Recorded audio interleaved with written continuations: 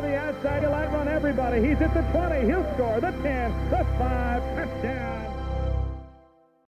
The game of football in Medford has been a proud tradition for over 100 years. The documentary, Medford Football, A Century of Tradition, will take a look back at the stories and the legends that have made Medford football unique.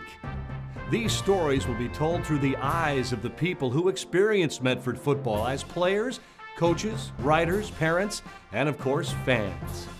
Why is this important now? Well, every year we lose former players, coaches, and others instrumental in Medford's history, and with them go their tales, insights, and unique perspectives.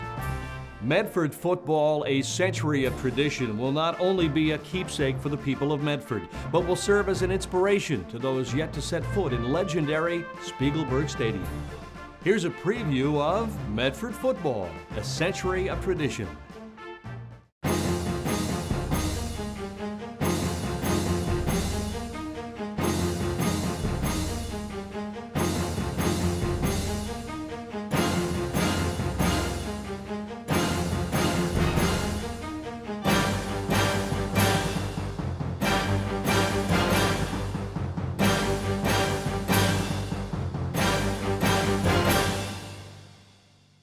Long before my dad was there was an unbelievable tradition for football in Medford, and that would be Bill Bowerman and Al Simpson and Prink Callison and all those men that did so much and gave so much to this great sport, to this town. As a little kid, I recall people talking about businesses being closed early on Friday nights because everybody went to the football game.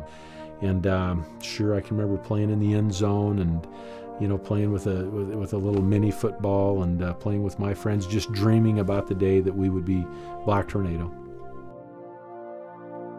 Dad's routine on a typical Friday night game day was a little unique in that I would think the normal person, in the anticipation and the anxiety, the nervousness of a game would create a lot of hyperness and anxiety where you'd be wide awake. Dad was an interesting bird. He would fall fast asleep on the sofa, and as a former boxer in college, maybe that was his way of just kind of relaxing before any kind of competition. But he would take a nap. We'd get up. We ate a lot of steaks at our house, and we would have our steak and baked potato, and that's what you ate before a football game back then. We'd stop at Hudson's Pharmacy on the way down to the game. I can remember as a kid going and buy 2 boxes of gum, Juicy Fruit, Double Mint, and Spearmint gum. And my big job as a 6, 7, 8-year-old, probably up till I was 13 years old, I hate to admit that, but I was cutting gum in half and would hand out gum to the players before the pregame. And then they would go out and do the pregame, come back in, and then there would be a final pitch, a final pregame talk. And I can remember some great talks that Dad had with his team, depending on who we were playing and what kind of a fever pitch he felt was going to be needed.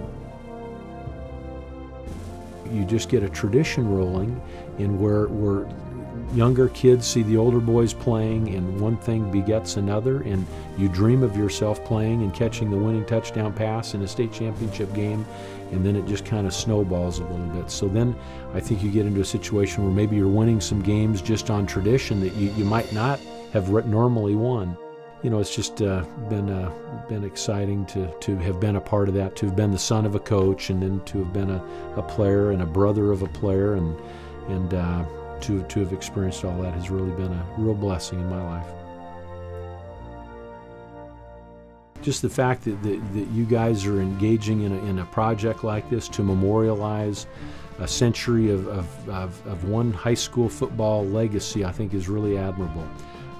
Many valuable lessons are to be learned on the field of competition, and certainly Medford High football, with the proud tradition that it's had. I just think it's important that those memories live on, and the fact that you're able to spend the time and do the research that you're doing, I think will be a fantastic deal for so many people to have as a keepsake and be able to pass down through the generations. So I commend you.